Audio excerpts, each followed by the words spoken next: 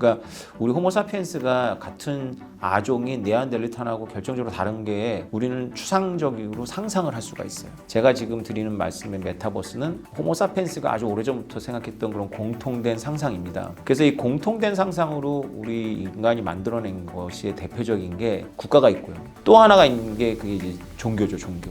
그리고 이제 오늘의 주제인 우리 지혜족보의 영원한 주제일 수밖에 없는 게 있죠. 그게 바로 화폐입니다. 비트코인과 같은, 비트코인도 까보면 장부밖에 없어요. 그래서 여러분들이 생각하고 내가 지금 상상하는 것보다 메타버스 공간의 그 의미가 훨씬 커집니다. 앞으로. 거기서 쓸 돈이 필요해요. 그게 비트코인이죠.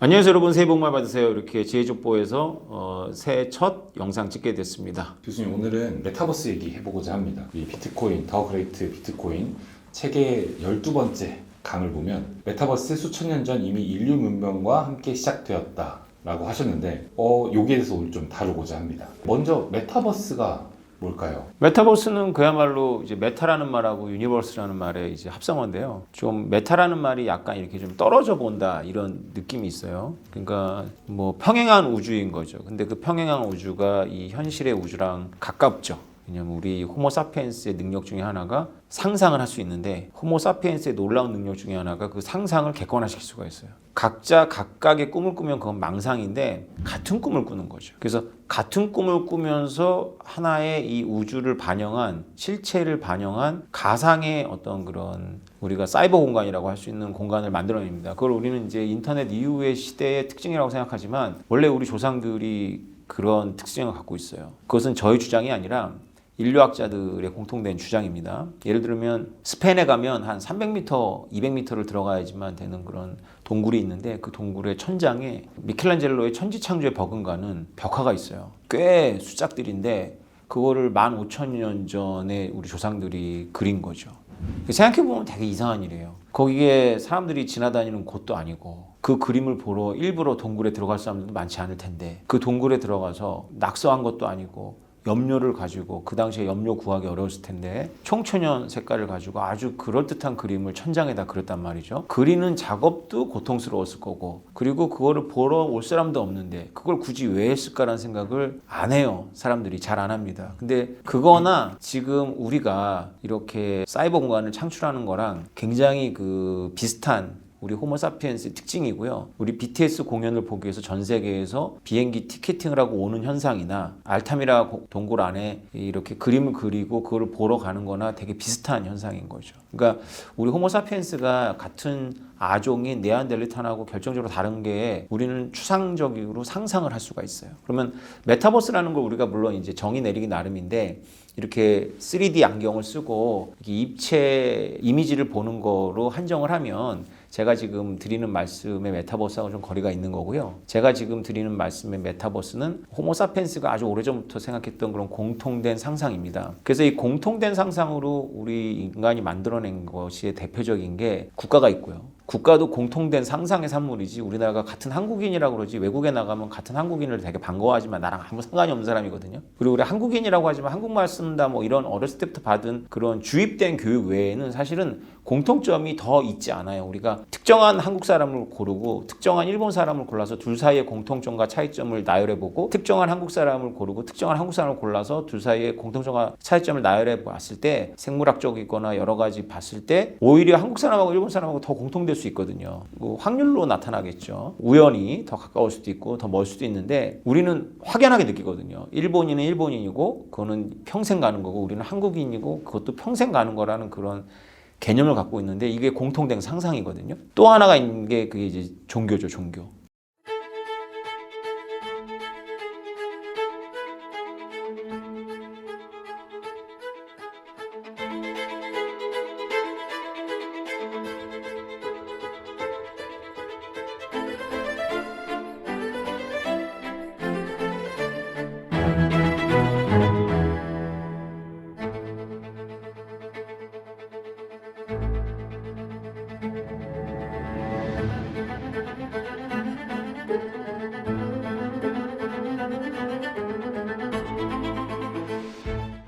그러니까 종교도 사실은 그 종교가 거짓이다 뭐 이런 얘기를 하는 게 아니라 공통된 상상인 것만은 분명한 거잖아요. 그죠? 그리고 그 공통된 상상이 매우 강력한 영향을 미치죠. 삶에서. 그리고 이제 오늘의 주제인 우리 지혜족보의 영원한 주제일 수밖에 없는 게 있죠. 그게 바로 화폐입니다. 화폐는 사실은 호모사피엔스가 네안데르탈인처럼 눈에 보이고 손으로 만져지고 소리로 들을 수 있는 것에만 특화되어 있고 집착되어 있다면 절대 만들 수 없는 게 바로 화폐입니다. 화폐는 호모사피엔스가 15,000년 전에 들어가서 그 아무도 오지 않는 구경꾼이 없는 동굴에다가 그 들소 그림을 그리는 그 능력과 그런 행태나 똑같아요. 화폐는. 왜냐하면 화폐라는 것이 결국 우리는 눈에 보이는 동전이나 종이나 금덩어리를 생각하지만 화폐의 본질은 공통된 장부거든요. 그것은 저의 주장이 아니라 우리가 점토판에 가장 오래된 문자가 부채 기록이었어요. 그러니까 누가 누구한테 빚을 졌다는 기록을 남겼고 그 기록이 바로 돈이거든요.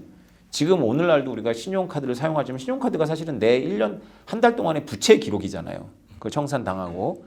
그러니까 그런 이 호모사피엔스의 능력이 그거를 요약하면 오늘날의 이제 세대들한테 그거를 요약해서 알려줄 때 메타버스보다 좋은 그 알레고리는 없는 거죠. 그래서 그 자체가 가상의 현실이기도 하고 메타버스랑 통하는 면이 있고 그 메타버스도 우리가 실제로 뭐 게임이나 오락만 하는 것이 아니라 실제로 메타버스를 크게 봤을 때 지금 우리가 유튜브라든가 SNS도 모두 메타버스의 하나의 어떤 그 구성물들이거든요. 그러면 우리가 메타버스에서 누군가로부터 비난을 받거나 욕을 먹었을 때 자기의 실명도 아니고 자기 얼굴이 까진 것도 아닌데도 굉장히 인격적인 모욕감을 느끼고 싸움을 하려고 하잖아요. 그러니까 우리가 그런 벽화를 그렸던 조상들하고 본성이 바뀐 게 아니에요. 그러니까 벽화에 있는 들소가 실제의 들소가 아님에도 불구하고 실제의 들소처럼 취급하고 실제의 들소보다 훨씬 더 귀중하게 취급하거나 정성스럽게 그린단 말이죠. 마치 그 벽화에다가 그 들소를 그리면 들소를 더 많이 잡게 된다거나 뭐 한다라고 생각하는 것처럼 우리가 내 실명도 아닌 가명을 가지고 활동하다가 욕을 먹으면 엄청 분노하고 막 자존심이 상해하고 그것 때문에 막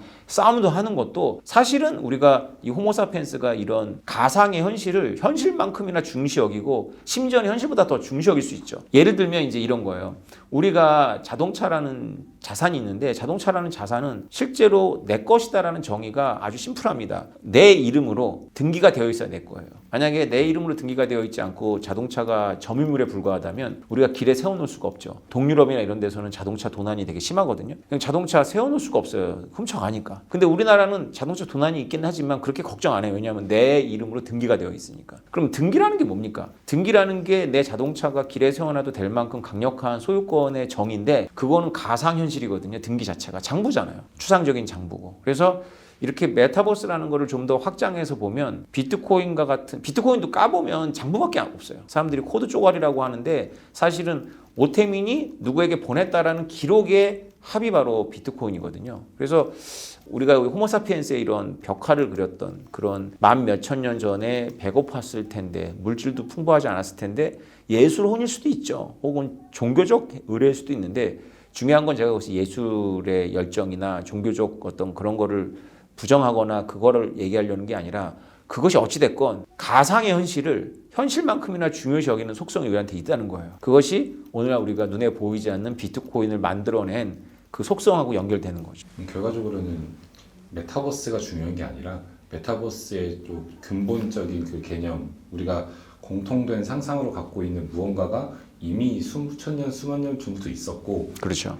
그리고 그게 현대에서는 뭐 메타버스라는 공간적으로 가상의 사이버 공간으로 나타나지만 그 산물은 결국 화폐고 또한 더 나아가서 비트코인이다. 네, 그렇습니다. 우리가 실제로 이게 그냥 단지 우리가 지적인 만족을 위해서 드리는 얘기가 아닙니다.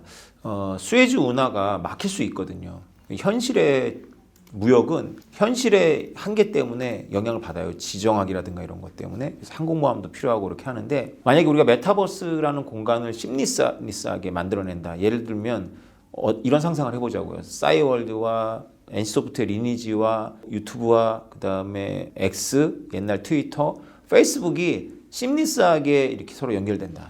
내가 아이디를 바꾸지 않고 다 돌아가면 쓸 수 있거나 내가 어느 플랫폼에서 만든 자산을 다른 플랫폼으로 가서도 소유권을 주장할 수 있거나 이렇게 된다면 메타버스가 거대한 단일 경제권으로 탄생하거든요.